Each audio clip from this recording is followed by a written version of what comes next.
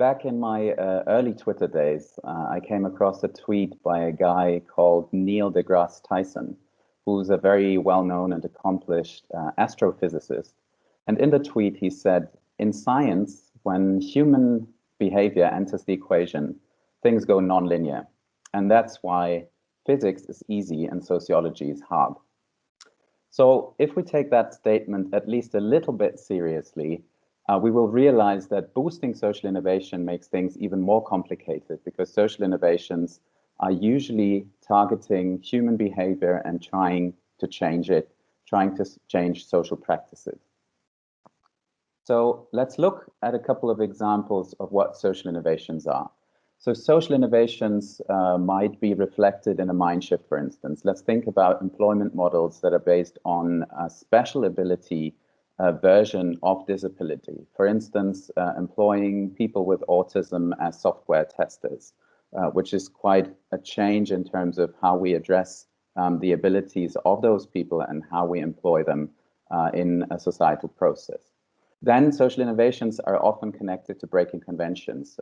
Think of hospices who have been institutionalizing the act or the process of dying, also taking a lot of pressure and a lot of burdens from families and the private sphere in this process, trying to help people and those affected by this very difficult situation.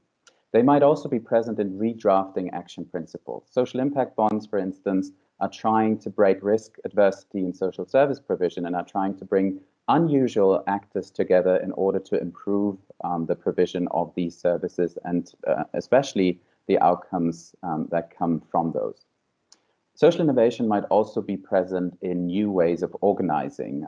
Take the Via versus Virus hackathon, for instance, that has been convened by 7 civil society organizations together with the German government in order to address the challenges that arose from the COVID-19 crisis. And it had a success in mobilizing over 26,000 citizen participants in order to come up with these solutions, right? So these are a couple of very recent examples of social innovation that you see here, but obviously social innovation is not a new phenomenon. There are historical examples of social innovation, for instance, mutual societies and co-ops, or social housing, public freshwater supply, back in the days when they were initiated, can be considered social innovations. And there's great work that's been done by colleagues of mine in the Cressy project. You see a picture of the corresponding book here, where you can dive more deeply into those examples. So given these striking examples, it's quite unsurprising that social innovation has become a new national priority. You see a couple of programs here listed. French Impact, for instance, is looking to replicate what the French state has done earlier with French Tech.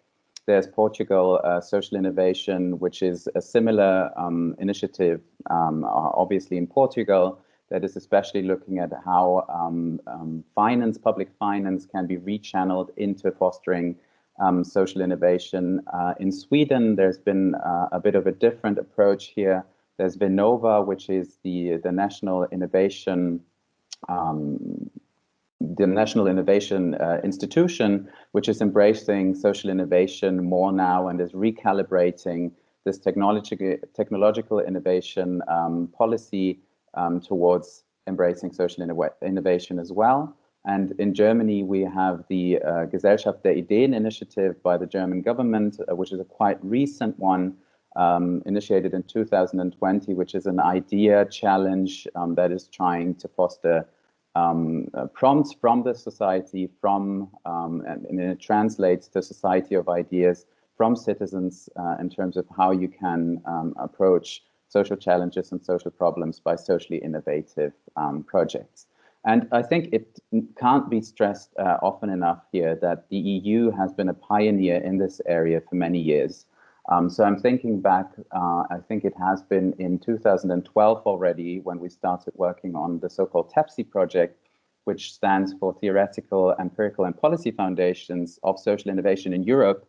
And that's been at a time, I think, where most of the member countries hadn't even been talking about intensely about social innovation and what could be done about it. So you might think, given this account, that everything's fine, we're doing very well in terms of social innovation, promoting it, and really pushing it forward. But I think there are a couple of areas, serious areas, where we are falling short, right? So here are two pictures of blog posts of mine, which I have brought out quite recently. And in these, I'm trying to tackle both the policy side as well as the organizational side. On the policy side, in the so-called EaSI project, Impact of the Third Sector as Social Innovation, we've been looking at what are policymakers doing about social innovation, how are they thinking about it, and what are the measures that they are taking. And what we've seen there, so that it was a comparative analysis that we've done, what we've seen there is that there was a lot of variation in terms of how the different countries were approaching social innovation as a subject. So there was a lot of missing harmonization, as I said, the EU as sort of a beacon, but at the same time, a very messy landscape in the sense of how countries have been dealing with the issue. On the one side, you might say, actually, that's a benefit, right? So we have this diversity of approaches, and that's actually going to be a creative kind of thing. But at the same time, and as we see, there are some time lags in between what the EU has done and what member states are doing, and there are very different approaches, right?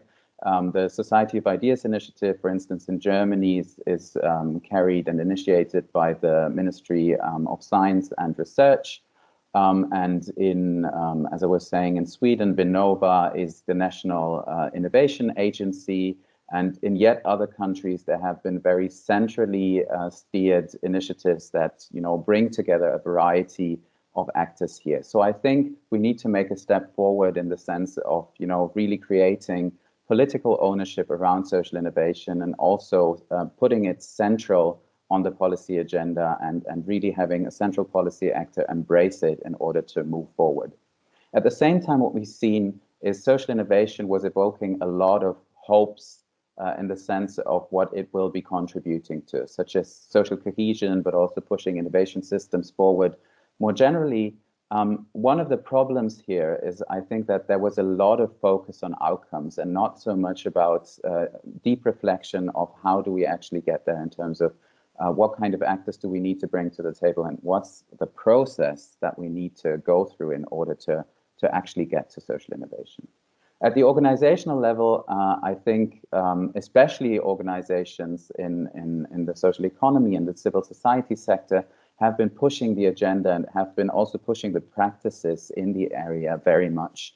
But one of the problems that I see is that there's still a lot of within sector strategy in the sense of, in this blog post, I'm addressing a potential mismatch between impact investing and social entrepreneurship or social enterprises, which actually both have the same goals, but at the same time, in many areas, don't meet as much as they could and don't sort of put in or create mutual synergies in order to address social problems more effectively. For instance, you often really get to hear impact investors thinking about the fact that social enterprises don't only deliver worthy outcomes, but at the same time do a lot in terms of promoting gender equality. Many of the national surveys say that about 50% of social enterprise founders are females. And so there's a broader impact that these organizations can have, which needs to embrace much more. And there's also, at least that's sort of a looming proposition here, not enough breakthrough collaboration. I'm thinking of the World Economic Forum and the COVID Alliance they've set up, which actually tries to embrace this and tries to make actors move toward this, bringing together actors from civil society, firms and businesses from the market and the state as well. And I think that's not done sufficiently yet. So what I actually think we need to do is move from outcomes, this focus on, what do we hope social innovation brings about, to process, to understanding how this change happens and how we can moderate it. Obviously, I don't want you to understand every bit of detail of this graph that I'm showing here. It's also connected to the EaSI project that I mentioned and connected with this book we published on it. Here we basically looked at work integration efforts and cross-sector partnerships, meaning really integrated partnerships between market actors, between the state and social enterprises, especially work integration social enterprises, in order to get to a more effective training, apprenticeship, and then actually job finding and job retention. And what you see here is that something that looks relatively similar at the end, at this point that is denoted by today, had a very different history in terms of how it came about. For instance, in France, there was quite early on a huge role of the state, which was trying to promote these partnerships early on. And so we actually came to what you see here as equal promotion and a state-catalyzed formation. Whereas in Spain and Germany, the history has been quite different. So in Spain, for instance, the economic crisis, as we all know, has played a much more important role and has had a much more important impact on the country. So that paired with these being sustained, these problems being sustained over a period of time, and also the government to some extent not being able to cope fully with this, resulted in a collective initiative here that you see emerging in 2012, which was, as you see here, mainly civil society and business driven, without that much support and involvement from state actors. And if we take the situation in Germany as a third case here, is that you had a lot of loose networks in this area, but not these real cross-sector partnerships, formalized partnerships that were looking into this. And we saw here, and that's why you see these focal points are very important here, that the refugee crisis made a huge difference, especially when the public discourse got so politicized that actually actors at some point really had to take a stance and say, look, we can really handle this situation. We can find approaches of how to integrate these people very effectively into the market, into the labor market. But in this case, it was really driven by the state, and civil society and business was following suit on that. So you see that it's very important to understand how these processes evolve.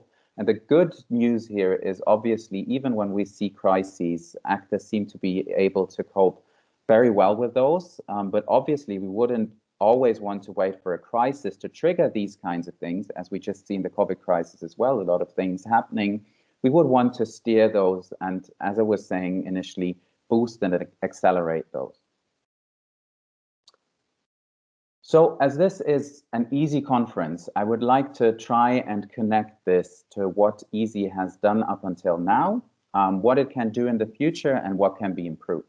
So I think EaSI has a lot of great merits in the area, especially when it comes to a specific focus. So if you even go to the website, of which you see a snapshot on the right, it really says this is about policy experimentation, right? So we're trying to test things out on a micro level, on a small level, on the organizational level, and then we try to mainstream, pick that up, and really establish this as standard practice. And I think that's really something that is most essential, because social innovation, I think, is usually getting to its highest area of diffusion when it actually is close to being mainstream, to being a new standard, to being new standard practice, right?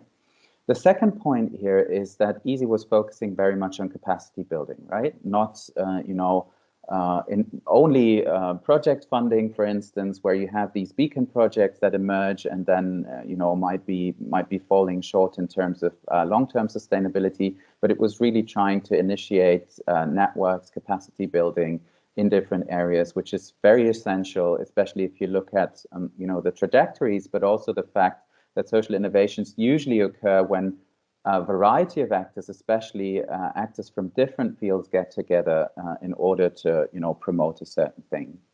And the third point, which is very important, is I think that it's connecting fields, right? You already see that in the title, which is Employment and Social Innovation, looking at impact finance as well as social entrepreneurship. So it's really a combination of issues that are being combined here.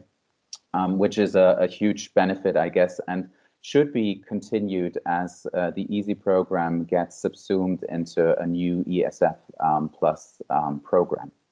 But there are also a couple of gaps that we've seen in the research and also in discussions moving forward from that. First thing is that there is a bit of a lack of co-engagement in the sense of, for instance, this financing or the support for social entrepreneurs was done through intermediaries rather than the policy actors really engaging jointly with these civil society actors. Also, there was some lack of adaptation of the support. So the idea here was obviously that at some point, usually in a 4-year cycle, the organizations and also the networks had been applying for a certain budget with a certain program. But what we've seen in the recent past, and that's not only due to COVID, is that things have changed a lot in terms of digitization, really, as I was saying, the attempts of getting to these breakthrough collaborations.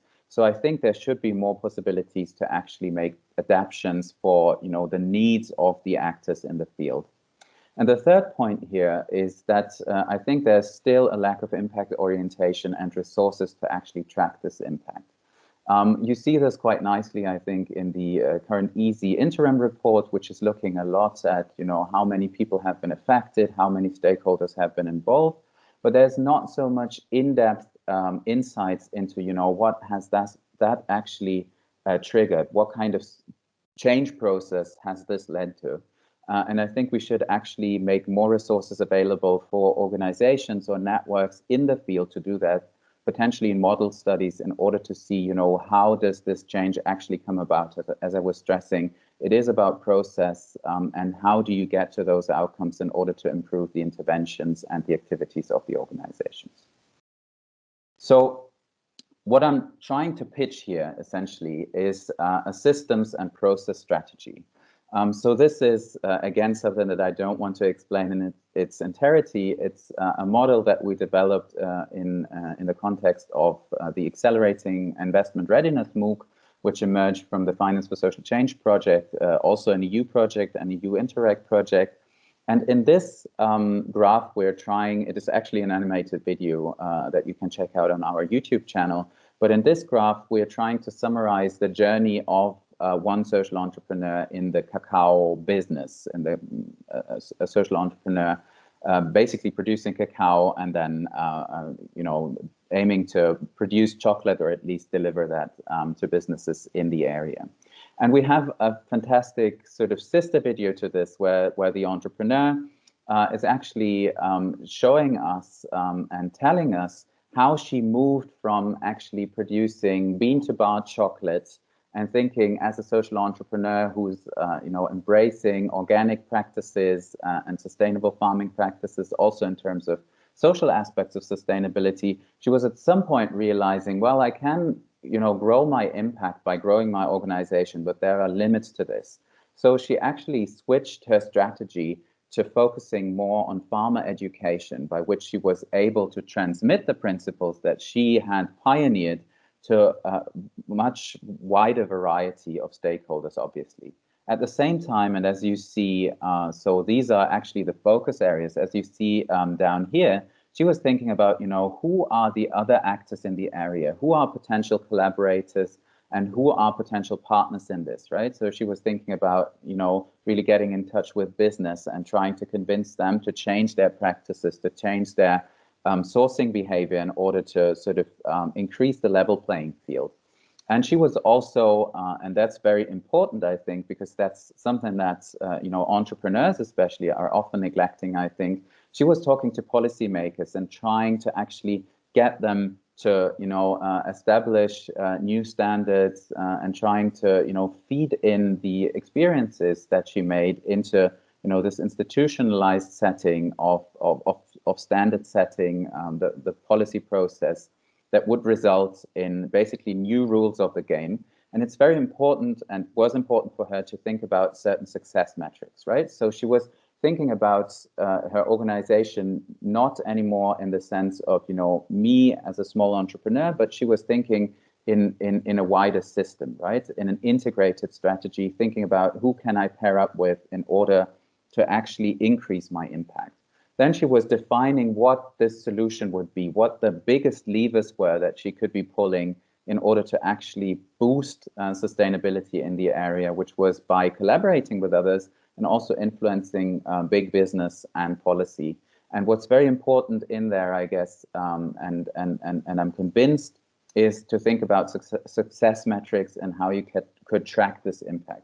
In this case, it's really about, affecting narratives and awareness. It's about whether supply chains have improved and so on, and not only so much as focusing on, how many farmers have I reached out to, or how many policymakers have I talked to. It's really about, have I triggered this specific change? So here is my call to action. Based on everything I said, I think two principles are key in order to actually boost social innovation. So the first one is integration. What I mean there on the policy level is that when policymakers are designing frameworks, they need to think about this from an ecosystems perspective. And as I was saying, EaSI has already done this to some extent, but trespass boundaries even more. Get to this breakthrough collaboration. Don't only think about the social economy, but its connections to other actors in the area, for instance. On the organizational level, I think it's very important to think about and unleash co-creation, right? You see this picture on the right. I hope you can read that. Pull down the lever in order to, get to the inside of what's in there. And you bet that once the fire alarm goes off, everyone comes together. But how can we actually do that before the fire actually started, right? How can we galvanize action that's already there in order to get to, more forceful social innovations, more social innovations, and those with biggest impact? The second point here is that we need to move towards agility. And that means actually bringing policy and organizations together in a process that is very dynamic, right? Let's get back to this initial statement, right? You have the human factor, you have this process, you have the change of human behavior and social practices. And that obviously doesn't, happen in a linear process, but it's really going up and down. There are often also, which you don't see in the picture that I used here, but often feedback loops, which we need to embrace, I think, in order to actually make that happen.